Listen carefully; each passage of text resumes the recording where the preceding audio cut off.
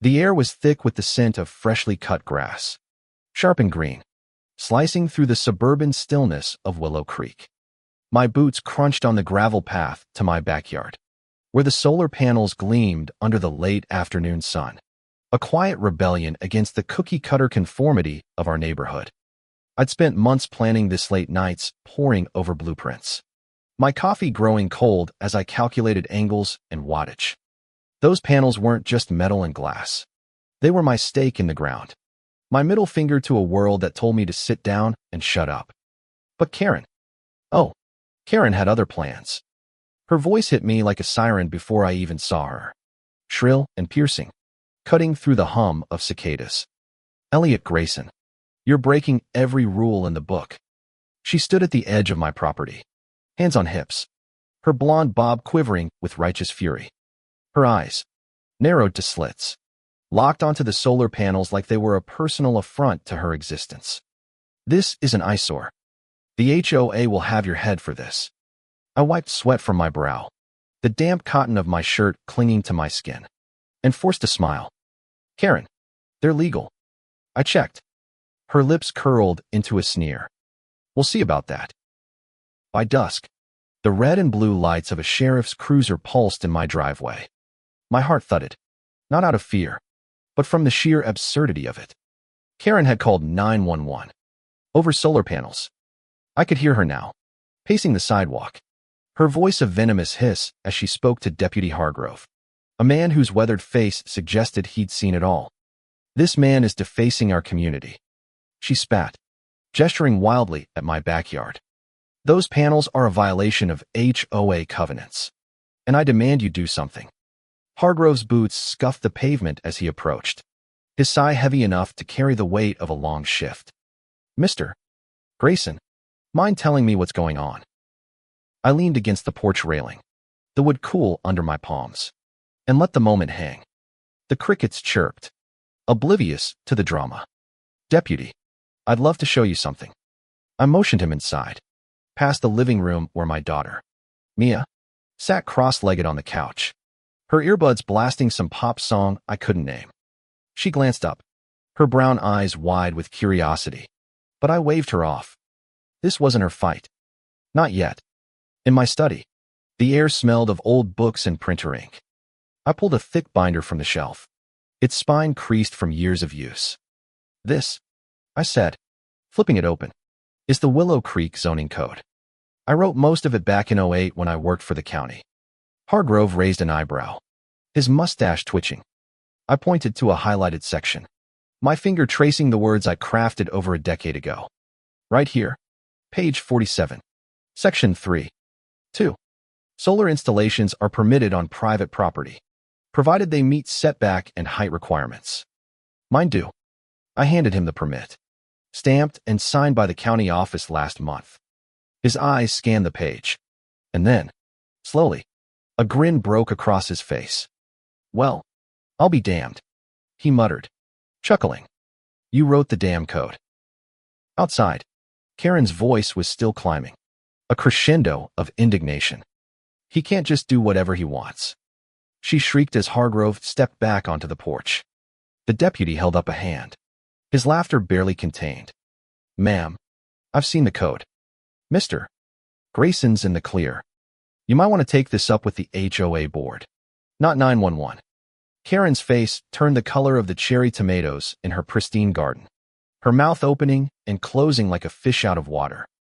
I caught her eye and offered a small, deliberate nod. Checkmate. But this wasn't just about solar panels. It never was. Karen had been gunning for me since the day I moved in 3 years ago. A single dad with a teenage daughter and a pickup truck that didn't quite match the neighborhood's polished aesthetic. She complained about my unmowed lawn, my mailbox that leaned slightly to the left, even the basketball hoop Mia and I put up one summer. Each grievance was a jab, a reminder that I didn't belong in her vision of Willow Creek perfection. I'd ignored it, mostly, kept my head down, fixed the mailbox, mowed the lawn. But the solar panels, they were my line in the sand. I wasn't backing down. The next morning, the neighborhood buzzed with whispers. I could feel eyes on me as I sipped coffee on my porch, the mug warm against my palms. Across the street, Mrs. Delaney, the retired librarian with a soft spot for Mia, gave me a conspiratorial wink. Heard you put Karen in her place, she called, her voice carrying the faintest trace of glee. I shrugged, but inside, I was grinning. Word travels fast in a place like this. Then came the letter.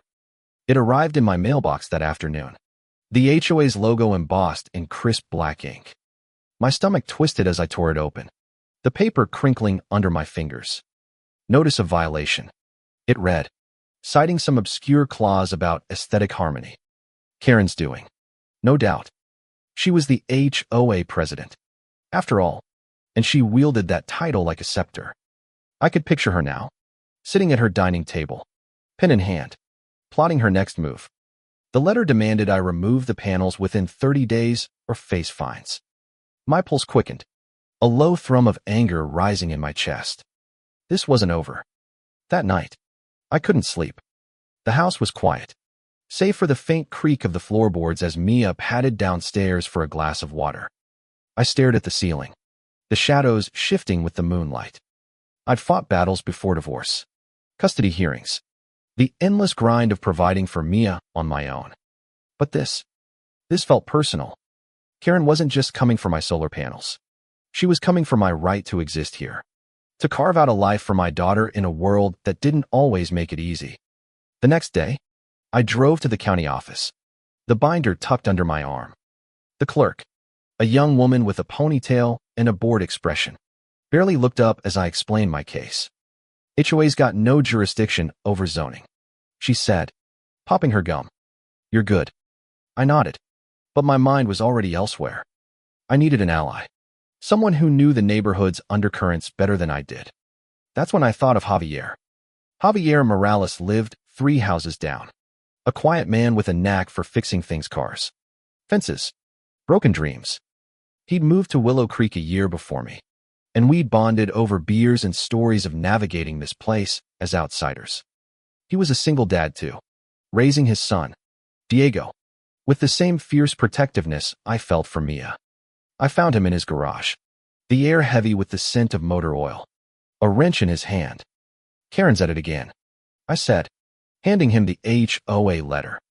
He skimmed it, his jaw tightening. She tried to find me for my vegetable garden last year, he said, his voice low, laced with the same frustration I felt. Said it was unkempt. I ignored her, and she backed off. But you're a bigger target. Javier's eyes lit up when I told him about the zoning code. You wrote that? He asked, a slow smile spreading. Man, that's gold. Let's use it. We spent the next hour strategizing, the clink of his tools punctuating our conversation. Javier had an idea, a petition, not just to save my panels, but to rewrite the HOA's outdated rules. People are tired of her, he said. You're not the only one she's gone after. He told me about Mrs. Delaney's bird feeder, the one Karen claimed attracted vermin, about the Patel's holiday lights, which Karen deemed tacky. The list went on. Willow Creek was a powder keg, and Karen was the match. The petition spread like wildfire. By the weekend, we had 40 signatures, scrawled in ballpoint and marker, each one a tiny act of defiance. Mrs. Delaney brought cookies to the meeting, her hands trembling with excitement. The Patels offered their backyard for a barbecue, the air filled with the sizzle of burgers and the laughter of kids. Mia and Diego ran through the grass, their voices bright against the hum of adult conversation. For the first time in years, I felt like I belonged. The HOA meeting was held in the community center, a sterile room that smelled of lemon cleaner and regret. Karen stood at the podium, her voice clipped as she read the agenda. I could feel the eyes of the room on me, some curious, some hostile. Javier sat beside me, his presence steadying. When my turn came, I stood, the binder heavy in my hands. I'm not removing the panels, I said, my voice calm but firm. They're legal, per the zoning code I helped write. And I'm not the only one tired of arbitrary rules. I held up the petition, the pages fanning out like a flag. 40 residents agree. It's time for new leadership. The room erupted. Karen's face twisted, her composure cracking like thin ice. "This is outrageous," she shouted, but her voice was drowned out by murmurs of agreement. "Mrs. Delaney stood, her frail frame trembling with conviction. "Karen, you've bullied us long enough," she said, her words sharp enough to cut. Javier followed, then the Patels, then others, their voices rising in a chorus of pent-up frustration. Karen's eyes darted, searching for allies, but found none. She stormed out, her heels clicking furiously on the linoleum. In the weeks that followed, the HOA elected a new president, Javier, who promised fairness and transparency. My solar panels stayed, their surfaces catching the sun's rays, powering my home and my pride. Karen's house went up for sale not long after, her defeat a quiet victory for Willow Creek. As I watched the moving truck pull away, I stood on my porch, Mia at my side. The air was warm, the scent of jasmine drifting from Mrs. Delaney's garden. "You did good, Dad," Mia said, her voice soft but sure. I squeezed her shoulder, my chest tight with something like hope. Sometimes, standing your ground isn't just about winning, it's about showing the world you're here. And you're not going anywhere.